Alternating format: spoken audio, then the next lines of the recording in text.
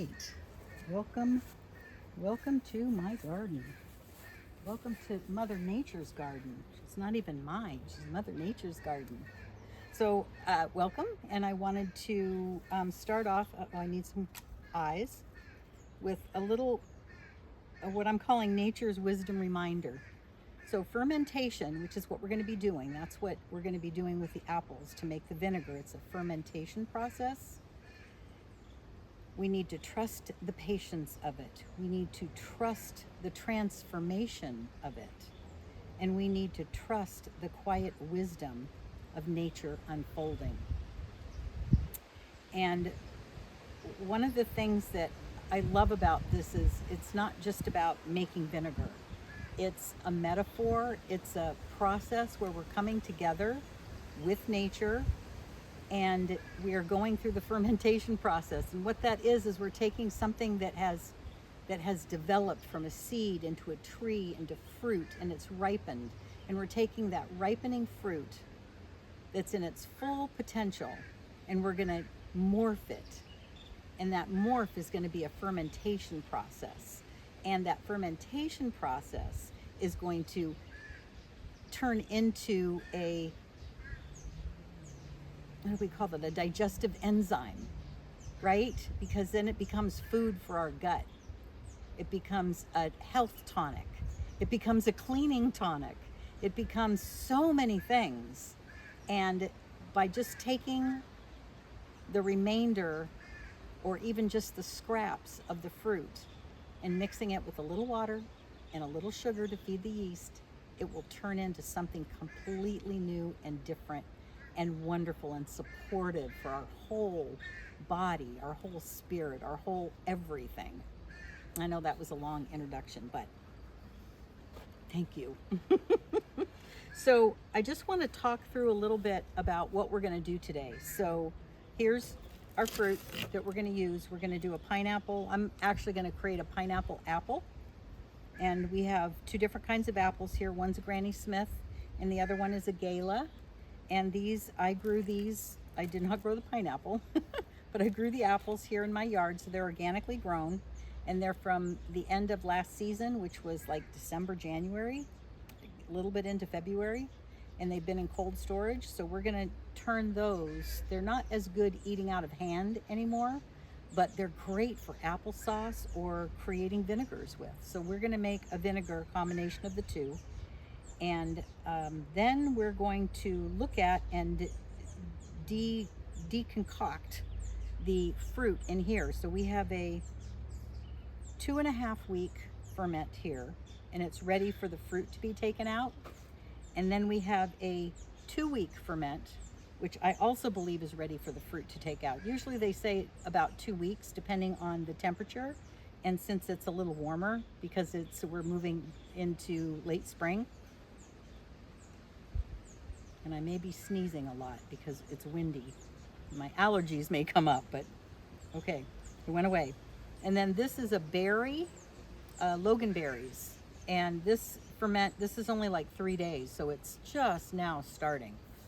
And the only difference between these two, well, big difference between these two, this one, which is the Gail type apple, has more sugar in it at this moment. And a really good story. So I made it. I put the exact same sugar that I did in the Granny Smith, which don't have quite as much sugar. And this turned into Mount Vesuvius. It just overflowed the whole jar. It was in the same size jars as these two, but it just went. So I transferred it to a new jar, to a bigger jar, a gallon jar, and added a little bit more water, and it finished its ferment. So these two are finished their first ferment. So what they call in the stages of vinegar, the first stage is what they call the first ferment, which is with the fruit, and it's all the bubbly business. And you put a cloth on top because it needs air, because it pulls in the natural, it's like making yogurt. It's the same thing. It pulls in all the natural little friendlies to help turn it into a vinegar. And so this is stage 1, and then stage 2 will be after we deconcoct it. We take the fruit out, we pour it back in, So what I like about that, some people say you can leave the fruit in. What I like about taking the fruit out is I don't have to stir it as often. When the fruit's in, I stir it 1 to 2 times a day because I don't weigh down the fruit. A lot of people will use like little glass things to weigh down the fruit, but it's the air that needs to get in there. So that's why it's a breathable top. And isn't this fun? I love being able to use all my fun little doilies. Okay, so then after we do that, and then we will rate it. We'll smell them, we'll taste them, and we'll decide what. And we have our card. I should come over and show you. But first, after we rate it, then we'll do a taste of the completed vinegars. And I have 3 different types. This is an apple. Whatever fell down. And this one is a berry. And then this one is a pear. And so we'll also do a taste smell kind of IDing with those, see which ones we like. Okay, the wind's blowing everything all around. This is real live TV. It's all right. Okay, so I'm going to show you what we're going to, thank you. I'm going to show you the card that we're going to use. I hope you can read that. The card that we're going to use to decipher our vinegar journey. Okay, so I'm going to break for a second and I'm going to get set up for chopping up fruit. All right, we'll be right back. Okay, so here we are ready and set up to make our apple pineapple vinegar. So we're going to do that first and then we're going to go down the road to all the different things that we can do with it. So first thing we're going to do is we're just going to chop up our apples, chop up all our fruit. And what's so wonderful about this kind of a recipe is you really don't have to throw much away. I mean, some people make vinegars fully out of scrap and they call it scrap vinegar. Like if they're making drying apples or whatever, they're cutting everything up and they're taking the skins off, the peels off, and the core out, and they're just making the vinegar with the cores and the peels. One thing I learned, which I thought is very interesting, is the peels don't have as much sugar, so they can take a little bit longer to ferment. And that's what's so interesting about be patient with fermenting, because it's all very, okay, so here, sometimes the best fruit has a couple of bruises on it. So just cut the bruises off. There's another bruise. Just cutting it off, it's just superficial. Yep, and you just chop it all up into little pieces.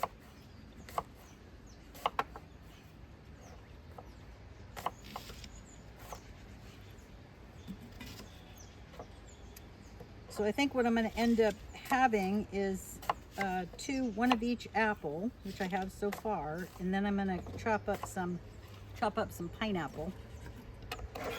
Whoop, come back here. One of the benefits of working out in the yard, you can push some of that stuff off onto the ground. Okay, so pineapple. First, I'm going to take the lid off. Like that. And I'm probably going to, I'm going to take see all this really nice meat? I'm going to take it off and put it in here.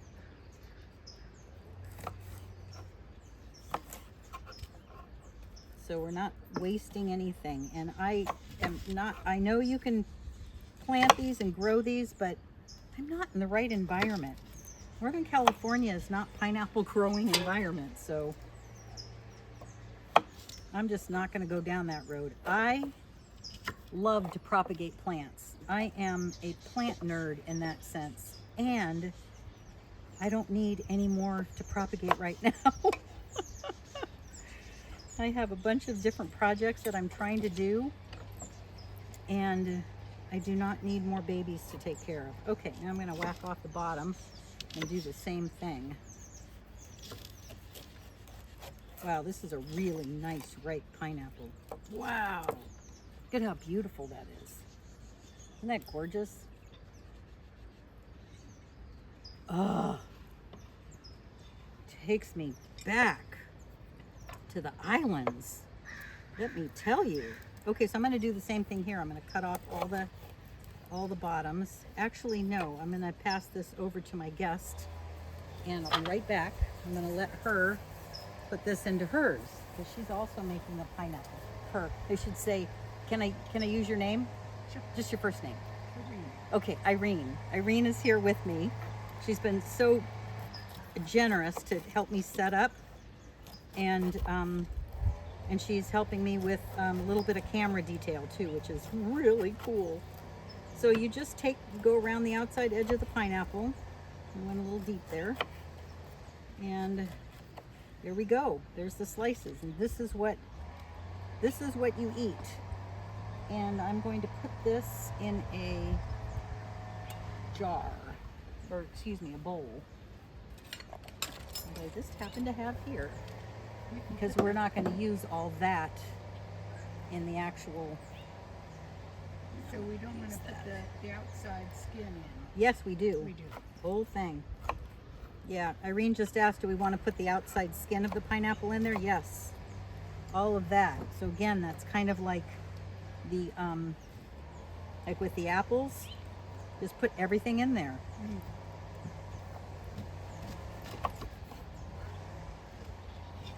And just pack it in there. So you want your jar to be about half full of fruit, is what you want.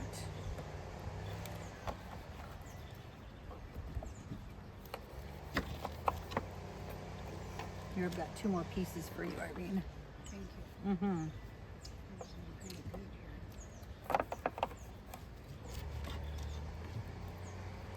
here. This is probably the easiest fermentation process that there is on the planet. It's just water, sugar, and fruit. And apparently, and I'm really new to this, but apparently you can ferment and make into vinegar just about anything. You can do herbs, you can do anything that you can eat is one thing that I heard one of the gals say. Anything you can eat, you can make into a vinegar. I thought that's pretty cool. Okay.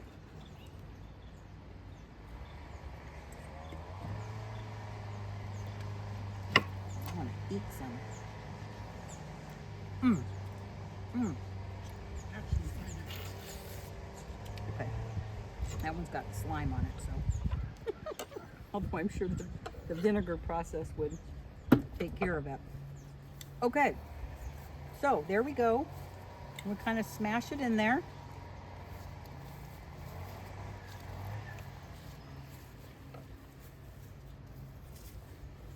Yep, and kind of smash it in there. Let me move this out of the way. And that apple, I don't think there's really room. Well, I don't know. After I take off all the Didn't you everything. say halfway full? Yeah, about halfway full. Yeah, when smushing it all down.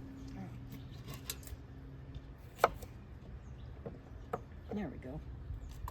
And if it's a little bit more, a little bit less. That's one of the things that's nice about this process is it's not scientific particularly. It's Mother Nature doing her thing. And so many things are, what I want to say, contribute to it. There's the temperature outside contributes to it. The amount of sugar in the fruit, the amount of sugar you add. And I think that's what I did when the 2-week ferment, the one in my big jar here, this one, when it went crazy on me, the reason that it did is because the apples were already sweet, and I added the same amount of sugar that I added in the apples that weren't quite as sweet, and so it got very active. So that's that.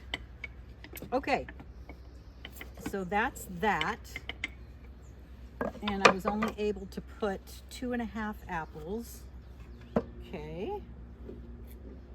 And yeah.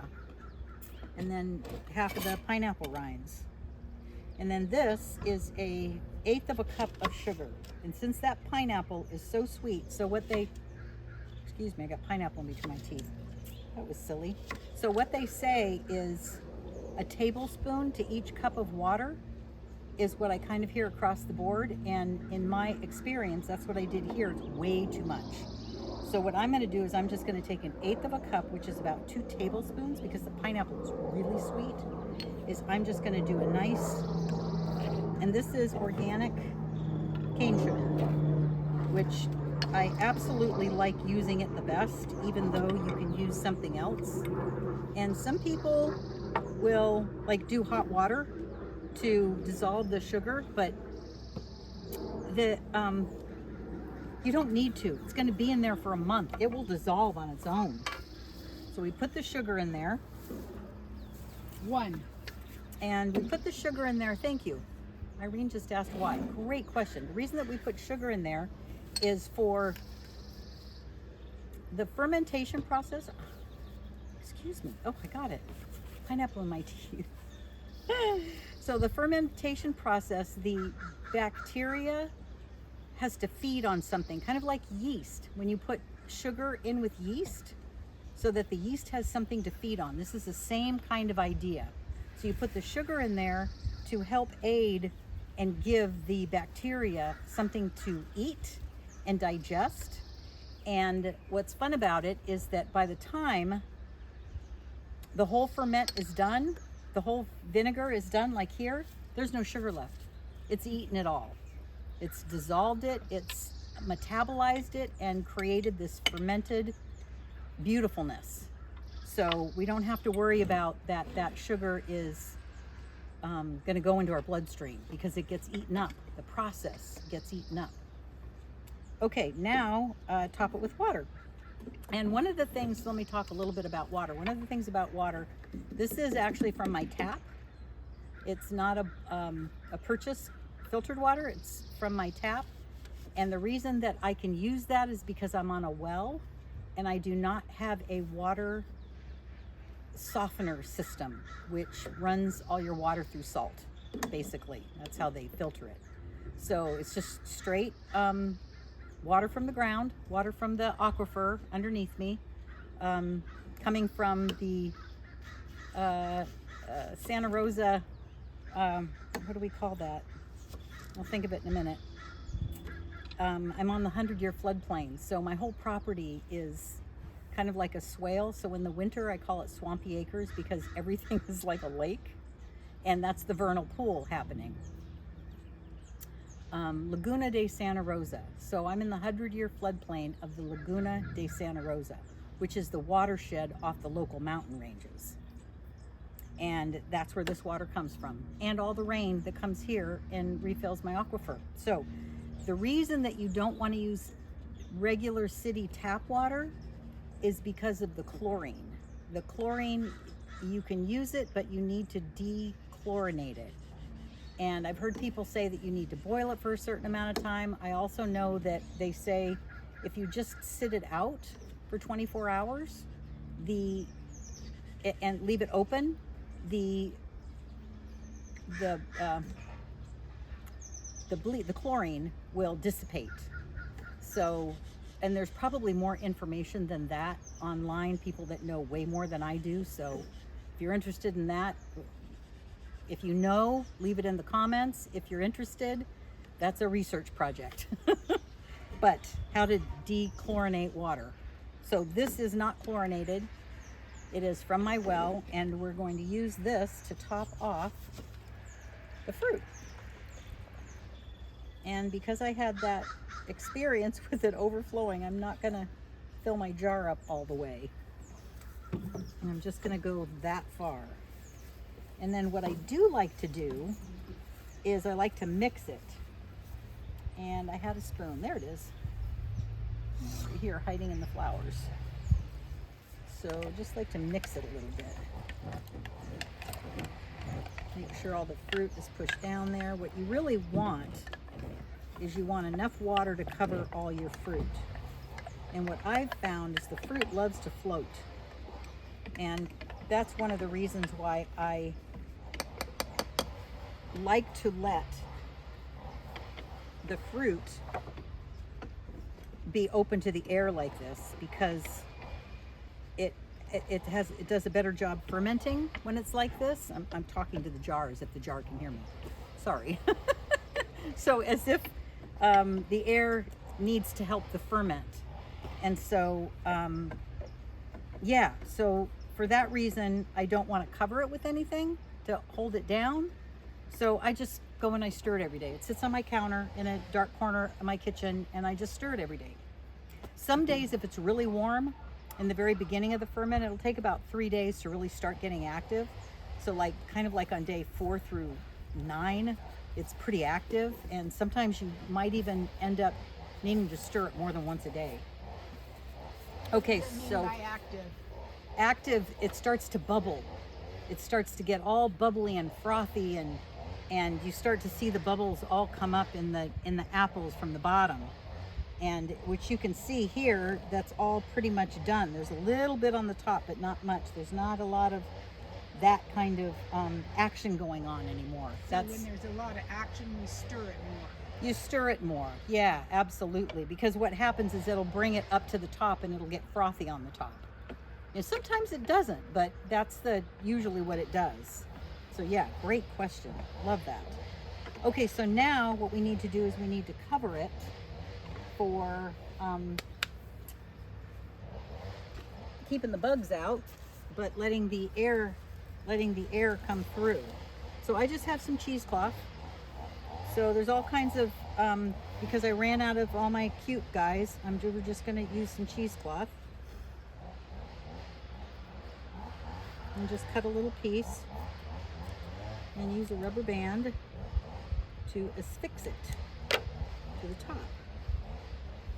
Do like that with the cheesecloth. I'm going to steal this rubber band.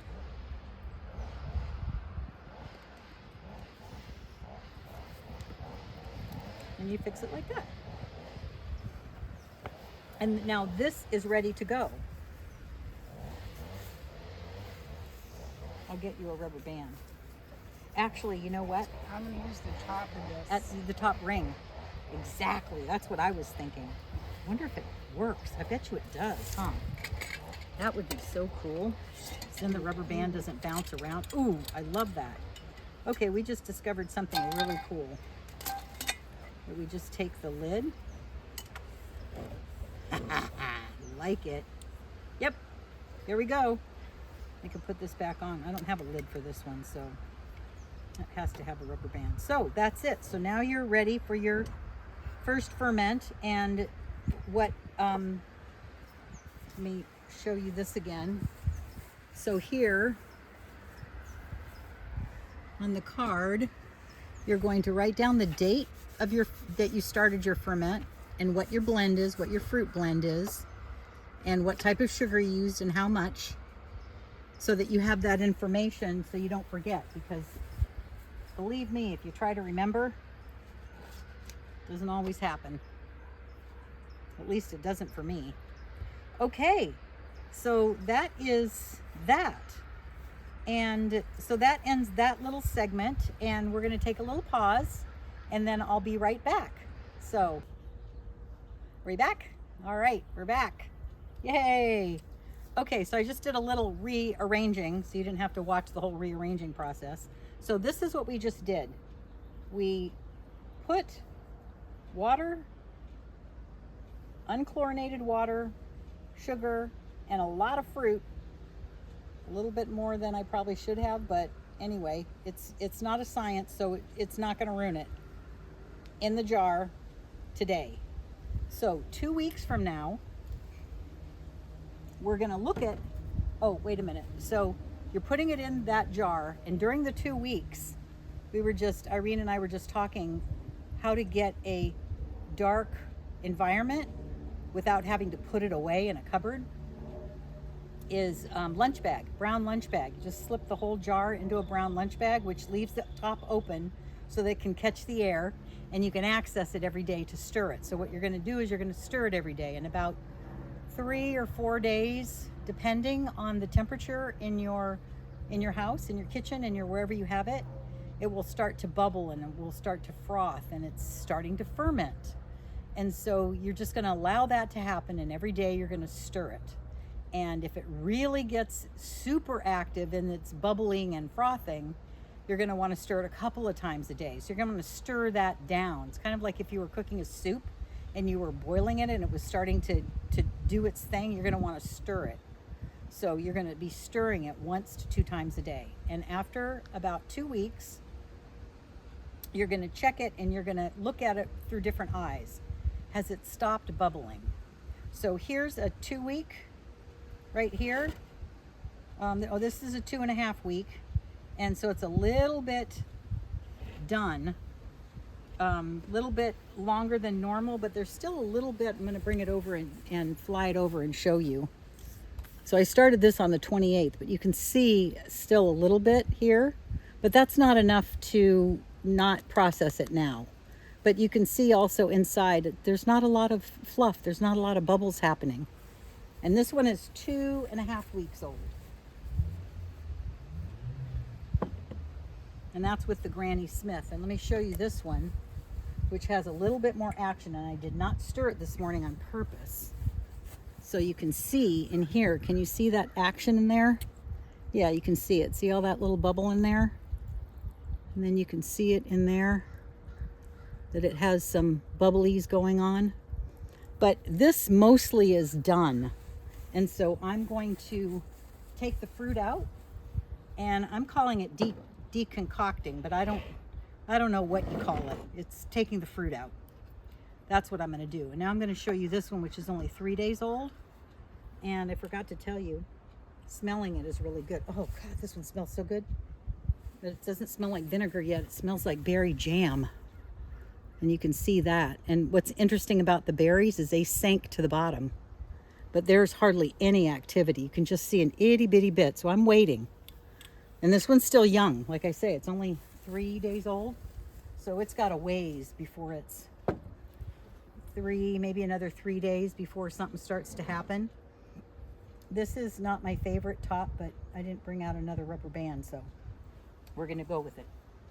Okay, so was there anything else that I was supposed to talk about? Did the brown paper bag, stirring it? Okay, all right, so next step. Thank you, Irene, for being such a great helper.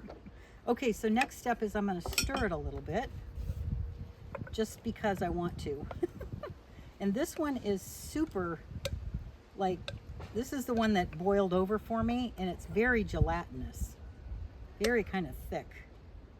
And I'm not exactly sure why that is, other than it's very rich and sweet. So it's probably going to take longer for the second ferment. So what we're doing now, by taking the fruit out, we will leave it in the same jar, no fruit, for another 2 to 6 weeks. And the reason that there's such a wide timing range is it depends on how sour you like it and when it stops completely bubbling. So, yeah, so that's what we're looking for. So that's the second ferment. So that's when it's going kind of from an alcohol, because now it's more like an alcohol, even though it smells very, it smells really good. You can smell the apples, and yeah, and it's starting to get that faint kind of little bit of acidic. So I'm going to put all this fruit in here. And if I had chickens, I'd feed it to the chickens, and I believe that making applesauce out of it at this stage, a lot of people do that too.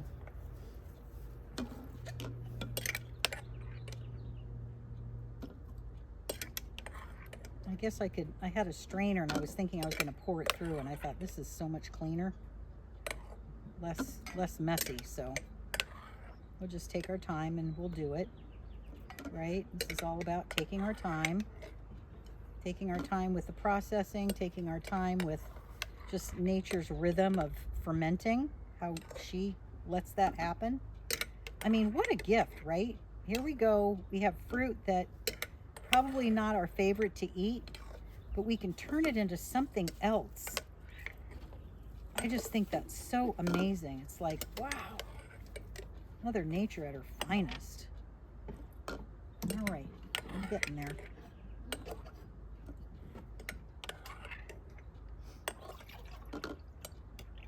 There we go. I think I got it all.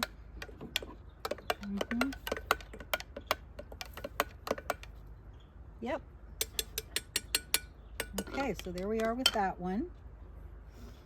I'll put that one aside. And so she'll sit, same kind of idea. She'll sit for a good 2 to 6 weeks, finishing off her ferment. And what I'm really curious about is to see when she finishes her ferment, does the gelatinous quality dissipate? We'll find out. I don't know. It's an experiment. Okay, so this one I'm probably going to have to pour it out.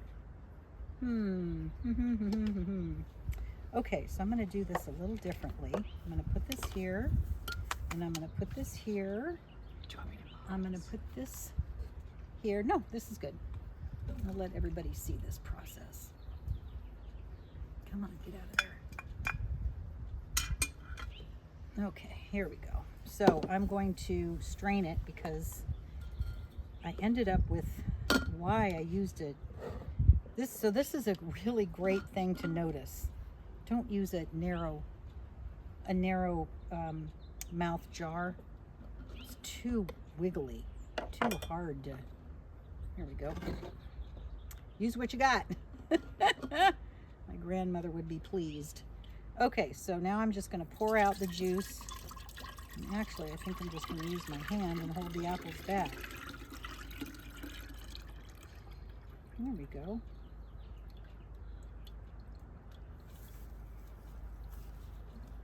So apparently one of the really fabulous things to do with the leftover apples now to put them into their third reincarnation is to make applesauce out of the fermented apples. And apparently it's supposed to be really good for your gut health. And I would imagine it's a really different flavor. I haven't done that one yet, so I'm looking forward to that. Okay. Now, one of the other things I wanted to talk about real quickly. So this one is not ready to take the fruit out, so we're leaving that alone. So here the two are where the fruit came out. Put that over here. And so now this is what I call starting phase 2. Will that work? Might. No. It's all right. We'll just set it on here. Okay, so this is phase 2 of the fermentation process. So this same thing, you're going to want it dark. You can put it in a plastic bag, or not plastic, paper bag. Brown paper bag would be awesome. And then you're going to check this every couple of days. And the reason that it doesn't need you to check it, you need to check it. And let me tell you why. You need to understand what's happening, because as you check it, you learn what it's doing. You learn each time the process. You get more comfortable and confident with the process, and that part is invaluable. And there's no disturbing it. There's no stirring. You don't have to stir it. You can, You just look at it. but you don't have to.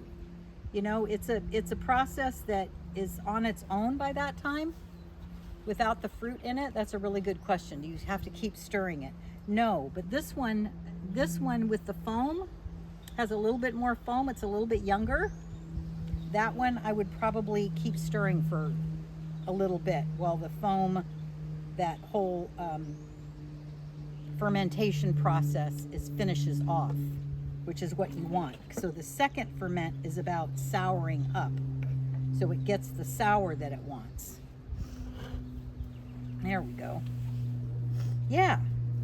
Okay, is there anything else that I missed on this one, or is this all understandable? I'm good. You're good? Okay, great. All right. Let's take a little pause and then we'll set up for our next set. Okay, we're back. All right, so this is what Irene called phase 3, which I really like. So phase 3 is the finished product. And so we were talking about that and the idea of how do you know when it's done? I mean, that to me took a lot of research to figure that out. And I learned a couple of things, that there's a sourness that you're looking for when it stopped bubbling, even after you've taken the fruit out. And the other thing is, and we'll find out here, is that if you put an airtight lid on it, if you decant it, I think is the word, and you put it into more of a jar like this, and you want to stay away from a metal lid. This one is okay, but you want to stay away from a metal lid because the acetic acid will start to deteriorate it. So so 2 to 6 weeks down the road, you're going to start checking it at about 2 weeks, and you're going to look, is it still bubbling? And so once you notice and you say, okay, it stopped bubbling, it's at the sour quality that I want, it's got the flavor that I'm looking for, then you decant it and put it into a final jar where you're just going to store it just like you would any vinegar that you buy at the grocery store. And here's the second test, is if you open it, no, very little pop. Okay, let's do this one. So that means it's done. And this is, I made this one last year at about this time. Yeah, so this is 2025 vinegar. That one had a little bit of a pop, a little bit of a burp. Okay, so it could actually go a little bit longer, but that little burp is okay. And again, this is not like a fine science. Here, nothing. That's awesome. Okay, so this is apple. And what we're gonna do is we have our little vinegar cards, and on here there's a place, what I noticed, and it has sweet, tangy, fruity, floral, earthy, or bright, and anything else that you come up with. So what you're going to do is you can taste it and you can decide what the qualities are that you noticed, and then you can say, okay, well, that's something that I want to do again because I like that. I like the finished product, right? So that's kind of what we're up against. So I'm going to pour some for Irene.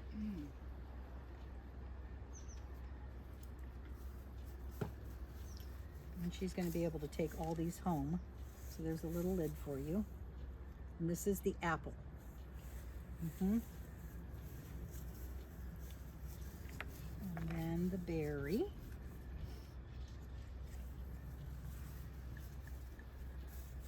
Yeah, see, it still has a little bit of fuzz on it. Wow, that's cool. That's a pretty color. Oh my goodness, such a pretty color. All right. And this is the Logan berry? That's the Logan berry. It lost a lot of its color in Yes. comparison. Yeah, in comparison, definitely. And this one is pear, which is also, these are all grown here on my property. They're all organic.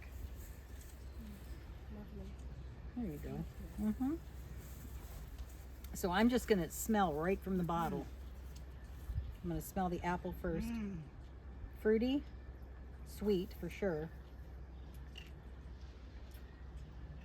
So a little bit of tang. What's the other one? Earthy? Nope. Bright? Yeah, it's bright. But it's definitely fruity and sweet. Yeah, and then there's the tang. It's fruit, sweet, and then tang. It has that little vinegary sour.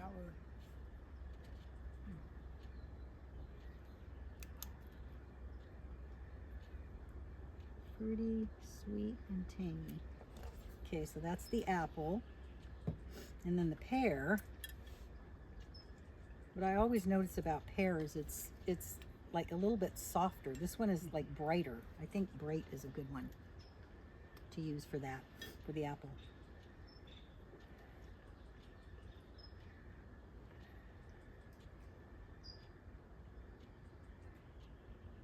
Not quite as fruity. A little bit, I don't know if I would call it earthy. And it's not really bright, it's subtle. Very is what soft. it is. It's soft. Very soft. Yeah. But it is fruity and it is sweet. Definitely sweet.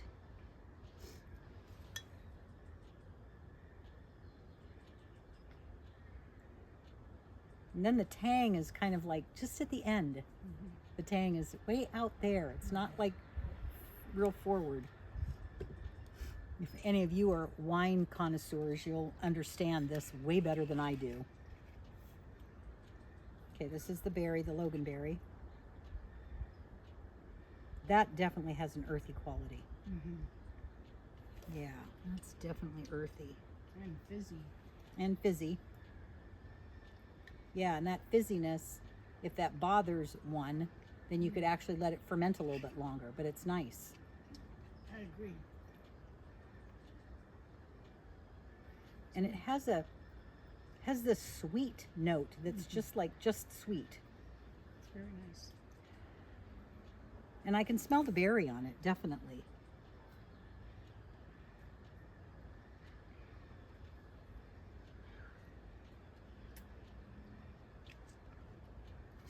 Yeah.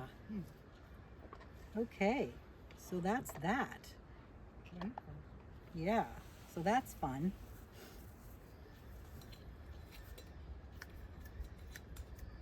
Okay. So, yeah, I think that's that on that. So we're going to take a little break and set up for making salad dressing. Okay, be right back.